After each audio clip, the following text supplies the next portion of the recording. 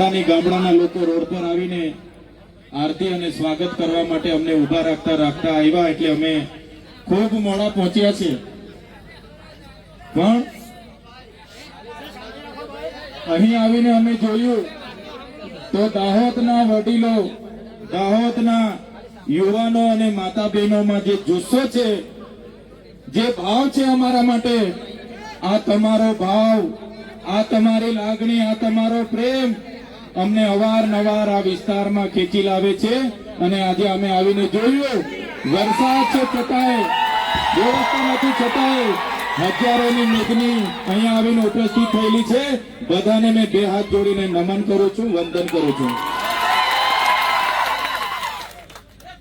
દાહોદની પ્રજા એટલે આખા રાજ્યમાં, આખા દેશમાં દાહોદનું નામ આવે એટલે જે ઇમારતો છે, એ ચાહે વિધાનસભાની ઇમારત હોય, એ ચાહે સચિવાલયની ઇમારત હોય, એ ચાહે હાઈકોર્ટની ઇમારત હોય, જે પણ ઇમારતો, જે પણ ભવનો, જે પણ આવાસો, જે પણ આજે વિકાસના નામે ગુજરાતમાં બન્યા છે, એના પાયામાં દાહોદના લોકોનો પરસેવો છે.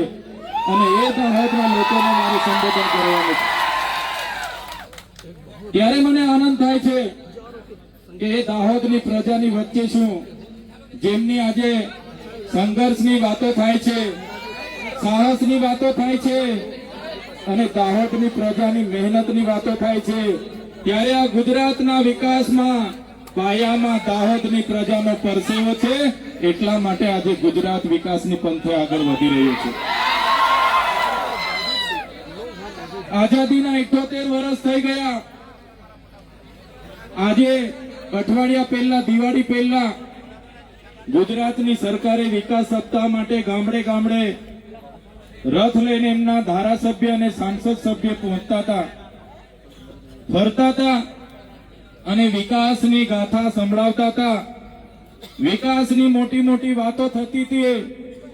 ત્યારે વિકાસ મહોત્સવ આજે ચાલે છે. એક બાજુ 78 વર્ષનો અમૃત મહોત્સવ ચાલે છે, છતાં આજે એ દાહોદ જિલ્લો હોય કે નર્મદા જિલ્લો હોય, આજે ગુજરાતના અને દેશના અતિ પછાત જિલ્લામાં દાહોદ અને નર્મદા જિલ્લાનું નામ આવે છે. આઝાદીના 78 વર્ષ થઈ ગયા. અમારા દાહોદના લોકોએ આ દેશની, આ ગુજરાતની ઇમારતોમાં પરસેવો પાડ્યો છે. એ જ પ્રકારે નર્મદાના, છોટાઉદેપુરના, મધ્યપ્રદેશના, મહારાષ્ટ્રના લોકોએ નર્મદા ડેમમાં પોતાની જમીનો આપી દીધી. આ વિસ્તારમાં નવા પ્રોજેક્ટો આવે એટલે જમીનો લઈ લેવામાં આવે. કોરિડોરના નામે, સ્ટેચ્યુના નામે, જીએમડીસીના નામે, જીઆઈડીસીના નામે, વિકાસના નામે જ્યારે પણ આ વિસ્તારમાં પ્રોજેક્ટો આવે છે, ત્યારે મારા આદિવાસી ખેડૂતોની જમીનો સહમતિ વગર લઈ લેવામાં આવે છે. ગ્રામ સભાની સહમતિ નથી પણ લેવામાં આવતી અને બારોબાર જમીનો લેવામાં આવે છે. ત્યારે આજે આખા દેશમાં 40 લાખથી પણ વધારે આદિવાસીઓ વિસ્થાપિત થયા છે. આજે એમના માટે દાહોદ આટલો મોટો જિલ્લો હોય, દેશના વિકાસમાં દાહોદે આટલું મોટું યોગદાન આપ્યું છે, છતાં હમણાં દિવાળી પતી જશે એટલે મારા દાહોદના ભાઈઓ અને બહેનો માથા પર પોટલા અને હાથમાં છોકરા લઈને મજૂરીએ જતા જોઈએ છે. અમે ગાંધીનગરમાં મળે છે, સુરતમાં મળે છે, ભરૂચમાં મળે છે, અમને અંકલેશ્વરમાં મળે છે, વડોદરામાં મળે છે. અમે પૂછીએ, બેન તમે કાના છો? તો કે ભાઈ અમે તો દાહોદથી છે. નાના નાના છોકરાઓને ત્યાં મજૂરી માટે, મજબૂરી, આ પેટનો ખાડો પૂરવાની મજબૂરી એમને ત્યાં લઈ જાય છે. ત્યારે આ ગુજરાત સરકારને કહીએ છીએ, આજે તમારો આઝાદીનો 78મો વર્ષ ચાલે છે. તમે અમૃત મહોત્સવ પાછળ અબજો રૂપિયાનો ખર્ચો કરો છો. હમણાં વિકાસ સપ્તાહના નામે તમે આ વિસ્તારોમાં રથ ફેરવતા હતા, એમાં કરોડો રૂપિયાના ખર્ચાઓ કર્યા છે. મનરેગા યોજનામાં દરેક બિનકુશળ શ્રમિકને 100 દિવસ રોજગારી આપવાની વાત હતી. આજે અમારા આદિવાસી વિસ્તારોમાં રોજગારી ન હોવાથી અમારી બેન દીકરીઓ જ્યારે શહેરોમાં જાય છે ત્યાં અમારી બેન દીકરીઓનું શોષણ થાય છે, અન્યાય થાય છે, બળાત્કારો થાય છે. આ મજબૂરી, આ પરિસ્થિતિ પેદા કરનારી આ ભારતીય જનતા પાર્ટીની સરકાર છે. એમને આવનારા દિવસોમાં ઉખાડીને ફેંકી દઈશું.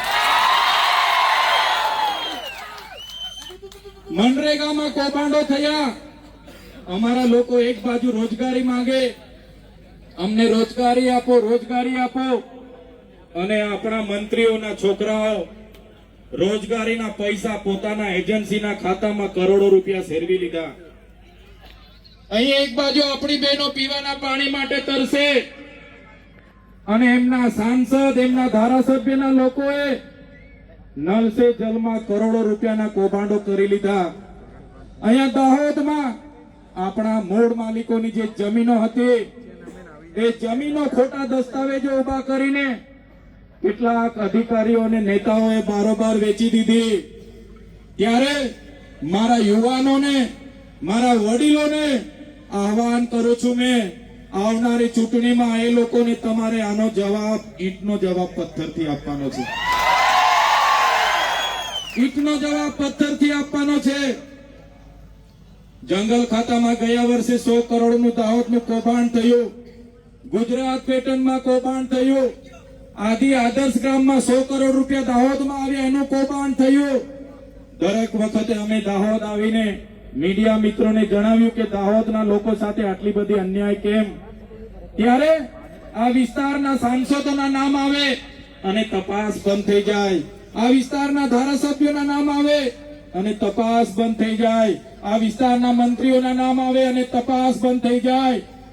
હવે સરકારો, મંત્રીમંડળ બદલી રહી છે, પણ અમારી પ્રજા આવનારા દિવસોમાં તમારી સરકાર બદલી નાખવાની છે.